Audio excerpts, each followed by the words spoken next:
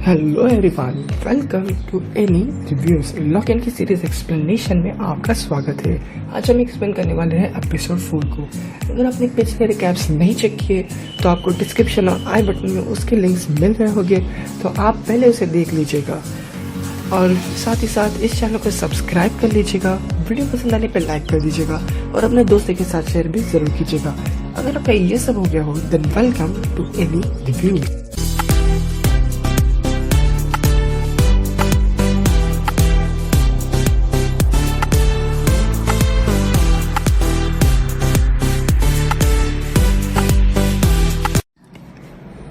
Episode शुरुआत करने से पहले एक डिस्क्लेमर कि ये एक एक्सप्लेनेशन वीडियो है, ना कि रिव्यू, तो इसमें स्पॉयलर्स भरे रहेंगे। अगर आपने इसे नेटफ्लिक्स पे नहीं देखा है तो आप पहले उसे देख लीजिएगा। तो अब आते हैं एपिसोड में। एपिसोड के स्टार्ट में हम देखते हैं कैप्टन और उसके सारे साथी अपने चुराए हुए वेपन्स को देखते हैं। गन्स वगैरह भी बहुत बड़े बड़े उठा के लाए हैं। वो सीन चेंज होता है और हम आ जाते हैं की हाउस में। तो जैसा कि आपको पता है कि अभी बॉडी के अंदर आ गया है डॉज, तो वो काफ़ी ज़्यादा खाना खाने लगता है। जैसे ही डीमन से एक ह्यूमन बॉडी के फॉर्म में आता है वो काफ़ी ज़्यादा खाना खाते लगता है। सेम ऐसा भी इधर होता है। वैसे ये स्पॉइलर था एपिसोड 3 का, तो अगर आपने वो चेक नहीं किया तो आप सबसे पहले तो उसे देख लीजिएगा। और सब देखते हैं कि बॉडी का बिहेवियर काफ़ी ज़्यादा बदल गया है, वो काफ़ी ज़्यादा रूड हो गया है।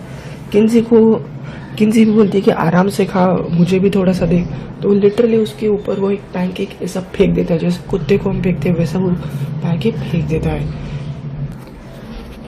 फिर किन्सी बोलती है मम्मी को कि टाइलर मुझ पे बहुत ही ज़्यादा गुस्सा है क्योंकि मैंने झूठ बोला कि मैंने पुलिस रिपोर्ट फाइल किया है। तब बॉडी ऐसा रिएक्ट करता है कि कौन सा पुलिस रिपोर्ट, क्योंकि डॉज को तो ये पता नहीं है। तब किन्सी बोलती है कि अरे पुलिस रिपोर्ट हमारे घर पे जो लोग घुसे थे उनका बात कर रही हूँ मैं। फिर हम अचानक से देखते हैं कि नीना के हाथ में जो कप है वो अचानक से फ्रोज होने लगता है।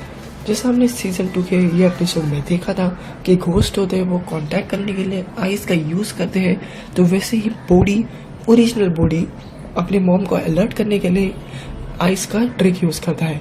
ये देख के डॉज जो बॉडी के फॉर्म में है सीधा कप को फोड़ देती है। सब लोग डर जाते हैं, अचानक इसने कप क्यों फोड़ा। तो वो बोलता है कि यहाँ पे एक बग था। वैसे अभी जो मैं बॉडी बोलूँगा वो असल में डॉज रहेगा और जो हमारा ओरिजिनल बॉडी है उसको हम लोग ओरिजिनल बॉडी नाम देते हैं ताकि इससे कुछ भी कंफ्यूजन ना हो। उसके बाद बॉडी सीधा जाता है ग्रेवयार्ड में और ओरिजिनल बॉडी से बोलता है कि मत ट्राई किया अपने मॉम को इंडिकेट करने के लिए, पर अगली बार कुछ यूज़ करेगा तो ऐसी ट्रिक तो मैं तेरी मम्मी को आराम से मार दूंगी। फिर आता है इंट्रो और हम देखते हैं मेमोरी की को, यानी इस एपिसोड में मेमोरी की से कुछ तो रिलेशन होने वाला है। फिर देखते हैं टाइलर अपने पुराने गर्लफ्रेंड जैकी को याद कर ही रहा था कि तभी उसकी प्रेजेंट वाली बंदी कार्ली आ जाती है की हाउस में। वो उसे अंदर लेता है, उससे बातें करता है। फिर घर पे आते हैं किन्सी और टाइलर उसे इंट्रोड्यूस करता है कि ये मेरी फ्रेंड है मोंटाना से और पूरी वो ड्राइव करके आए मुझसे मिलने के लिए। नीना बॉडी को स्कूल में लेके आती है और जॉस जब उससे बात करता है तो बॉडी इतना रूडली बिहेव करता है, उसे चिढ़ाता है, ऑलमोस्ट गाली भी देने वाला था जॉस को।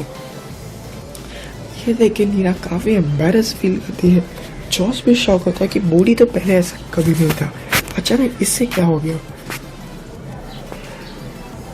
तब नीना बोलती है कि मैं उसे देख लूँगी, आप इसे प्लीज़ दिल पे मत लगा लो, मैं उसे संभाल लूँगी। ये बॉडी जैसा बिल्कुल भी नहीं था, ये ऐसा कभी नहीं कर सकता, पर छोड़ो इसे। स्कूल में बॉडी की जो गर्लफ्रेंड है वो उससे बात कर ही रही थी कि तभी एक अचानक से बंदा उसे थोड़ा टकराता है और बॉडी इतना जोर से उसे मारता है क्योंकि उसके अंदर भी डॉज की ताकत है, तो वो बंदे की पूरी वाट लगा देता है। पूरा स्कूल उसे देखने लगता है। उसकी गर्लफ्रेंड भी उससे काफ़ी ज़्यादा डर जाती है। वैसे की हाउस में कार्ली डिसाइड करती कि वो कुछ दिनों के लिए यही रहेगी और बॉडी वगैरह स्कूल से घर आता है, सीधा रूम में कीज वगैरह ढूंढने लगता है और ये सब कार्ली भी देख लेती है। इसका ऐसा लुक देख के पर्सनली मैं तो डर गया था, जैसे कि इसे सब कुछ कीज के बारे में पता हो या फिर ये खुद एक डीमन हो, पर होपफुली ऐसा नहीं निकल रहा और वो एक नॉर्मली ह्यूमन है और ऐसा उसका मजाकिया एटीट्यूड है कि वो ऐसा लुक देती है। तब वो बोलती है कि मैं टाइलर की फ्रेंड हूँ और कुछ दिनों के लिए यही रहने आई हूँ। बूढ़ी वहाँ पे भी बहुत ही रूडली बिहेव करता है टाइलर और कार्ली के साथ और सीधा चला जाता है दूसरे रूम में। फिर बूढ़ी जाता है और कुछ कपड़े देखने लगता है और काफ़ी नर्डी टी शर्ट्स थे उसके पास। ये देख के डॉज बोलते ही क्या ही बच्चा, पढ़ाकू बच्चा था ये। फिर वो कुछ अच्छे कपड़े पहनते हैं, काफ़ी कूल कपड़े पहनते हैं और इस टाइम एकदम प्रॉपर डॉज वाले स्टाइल से चलने लगता है बॉडी। एक बात हमें नोटिस करनी चाहिए कि ये एक सिर्फ 12-13 साल का बच्चा है और इसने काफ़ी ज़्यादा अच्छी एक्टिंग की है। ये इस बच्चे को भी हम विलन ऐसा फील कर सकते हैं, तो सैल्यूट है इनको। नीना और जॉश डेट पे है अपने दोनों बच्चों के साथ, पर बूढ़ी काफ़ी ज़्यादा रूडली बिहेव करता है। वहाँ पे जोश बोलता है कि मैं काफ़ी अच्छे कॉलेज से पढ़ाई किया हूँ, तो बूढ़ी बोलता है कि इतना पढ़ाई करके भी तो एक सिर्फ हिस्ट्री का टीचर है, क्या पढ़ाई की तूने। ये तो काफ़ी ज़्यादा पर्सनल अटैक था मतलब। फिर बूढ़ी बोलती है कि मैं तो बस जोक मार रहा था, इतना क्या सीरियस हो रहे हैं। और तभी उसे अचानक कुछ तो फील होता है और वो बोलता है कि मैं टॉयलेट जाके आता हूँ। जब वो बाहर आता है तो हम देखते हैं कैप्टन को। तो इन डिमंस को एक कनेक्शन फील होता है जब भी कोई भी एक नया डिमन आता है। वैसे ये एपिसोड के थोड़ी स्टार्ट में हमने देखा था कि कैप्टन को भी फील हुआ था कि कुछ तो नया आया है उसके वर्ल्ड से ये वर्ल्ड में। वैसे ही डॉज सीधा सीधा चली जाती है कैप्टन के पास। बॉडी बोलता है कि तू कौन है। तब कैप्टन बोलता है मैं ब्रिटिश ऑफिसर हूँ, अमेरिकन वॉर ऑफ इंडिपेंडेंस के टाइम का, और मैं तेरी ही दुनिया से आया हूँ और मेरा एक ही पर्पस है, सारे कीज ले लेना और ये दोनों वर्ल्ड को मर्ज कर देना, यानी हमारा वर्ल्ड ये वर्ल्ड को टेक ओवर कर लेगा। और उसके लिए उसको सारे कीज चाहिए और अभी डॉज बॉडी के अंदर है तो उससे काफ़ी इसको हेल्प होगा। तो कैप्टन उसे बोलता है कि तुम मेरे लिए सारे कीज लेके आ और उसके बदले में मैं तेरे को मेरी नई दुनिया का राइट हैंड बनाऊंगा।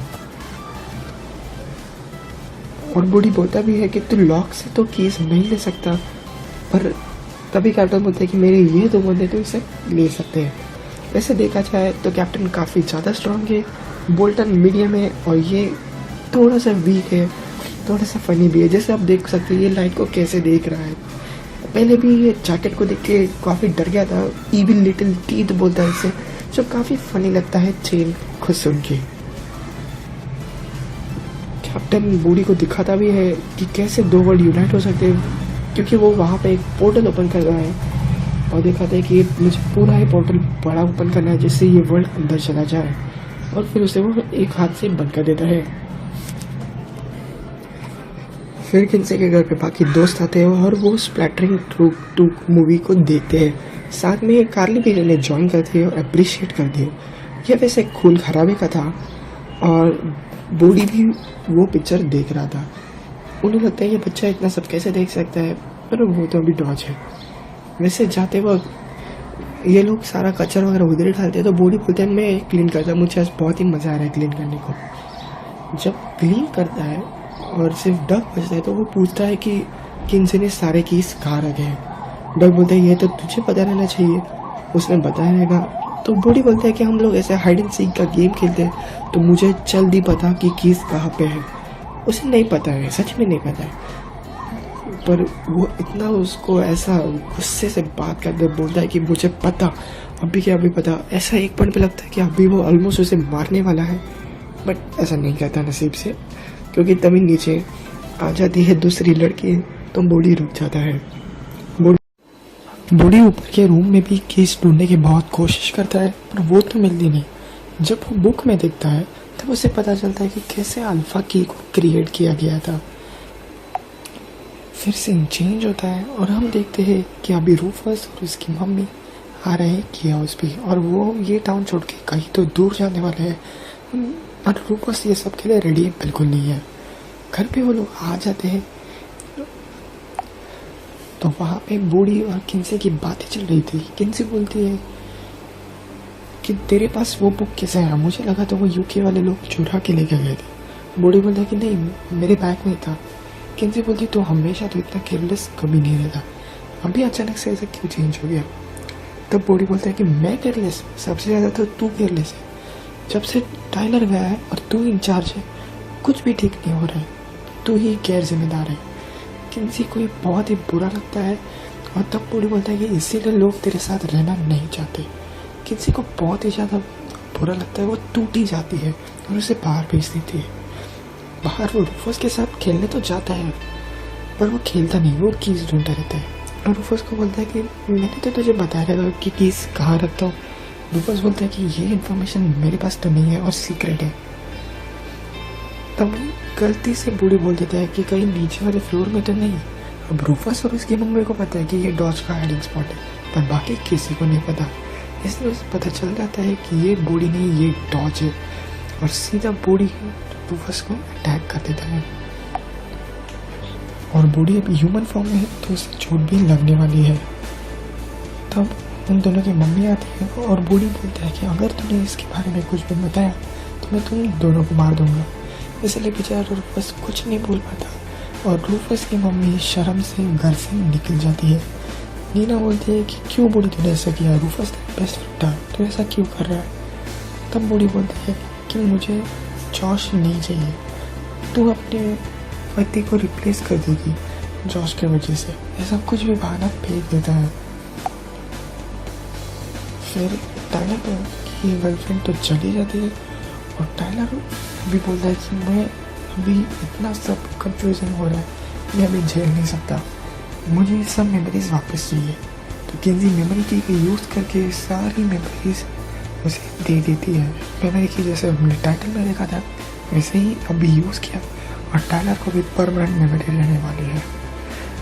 फिर इस एपिसोड के एंडिंग में हम देखते हैं कि नीना डॉज की बॉडी ढूंढ लेती है बूढ़ी की रूम में। तब बूढ़ी भी आ जाता है और बोलता है कि अच्छा तो तुम्हें ये बॉडी मिल गई, और इसी बात पे ये एपिसोड भी एंड होता है।